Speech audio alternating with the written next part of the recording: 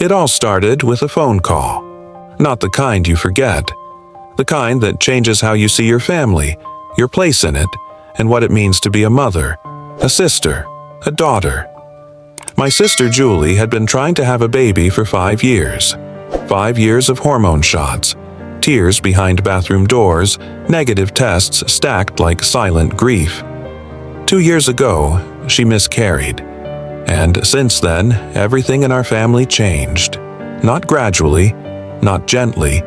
Suddenly, the entire family rotated around her pain like planets trapped in orbit. We weren't allowed to talk about babies around her, not even in passing.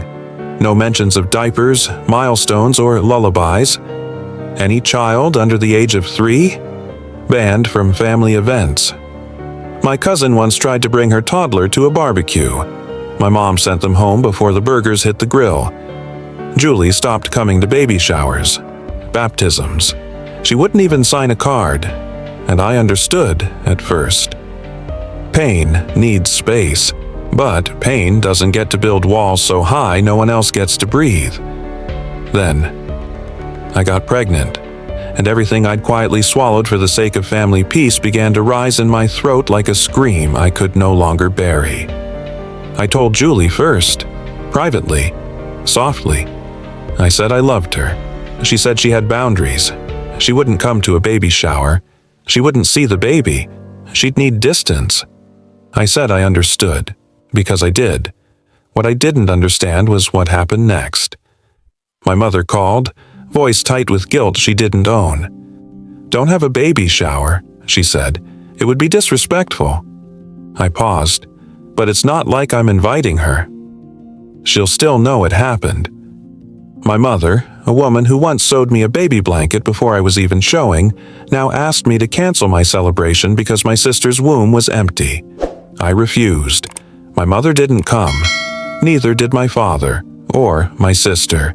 Only 3 people from my side of the family showed up, and when my son was born, pink-cheeked and full of that quiet newborn magic, I made a simple post on Facebook.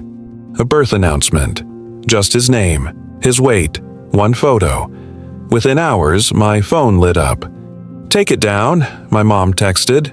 "Julie's upset," my dad wrote. "You're being cruel." Julie messaged, too. "If you cared, you'd stop." I offered a compromise.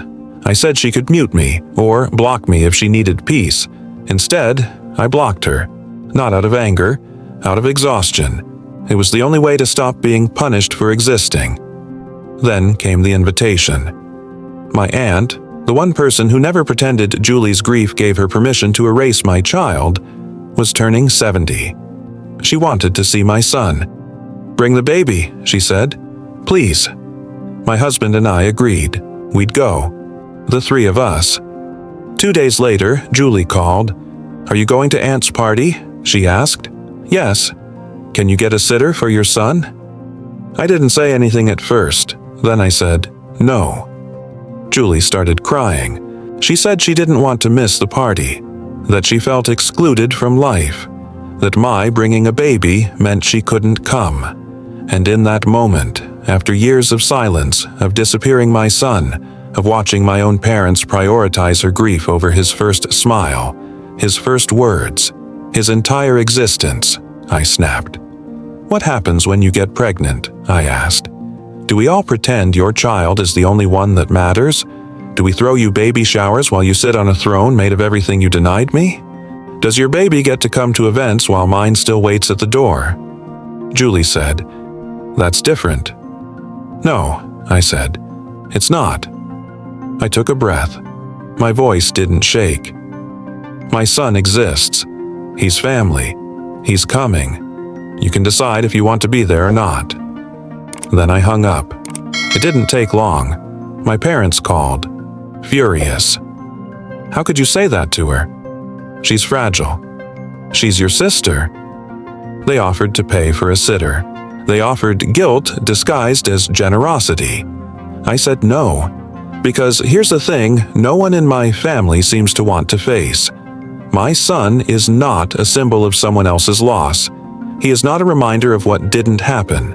He is not a punishment. He is a child, a person, A soul with chubby hands and gummy laughs, and he deserves to be loved, not hidden like a wound. So, am I the asshole? Was I cruel for drawing a line? Was I heartless for refusing to hide my son in the shadows of someone else's pain? Or was I simply done being erased? You tell me. Pause. Here's what I know as your host. Grief is real. Infertility can be a slow, private kind of death. The kind that leaves a woman feeling hollow in places the world doesn't see. And those wounds deserve care. They deserve therapy, space, love. But when grief becomes a weapon, when it asks the world to rearrange itself so you never have to feel pain, that's no longer healing. That's control. Julie's pain is valid, but so is the joy of her sister. So is the existence of her nephew. And in a family, a real family, those two truths have to find a way to live together. This story is a mirror. For every listener who's ever been made to shrink themselves to fit someone else's sorrow. For every child who's been sidelined. For every parent who was told to love less loudly. So let me ask you, what happens when empathy crosses the line into erasure? And what happens when you finally say, enough? Let us know in the comments. This is AITA Stories. And sometimes the most radical thing you can do is choose not to disappear.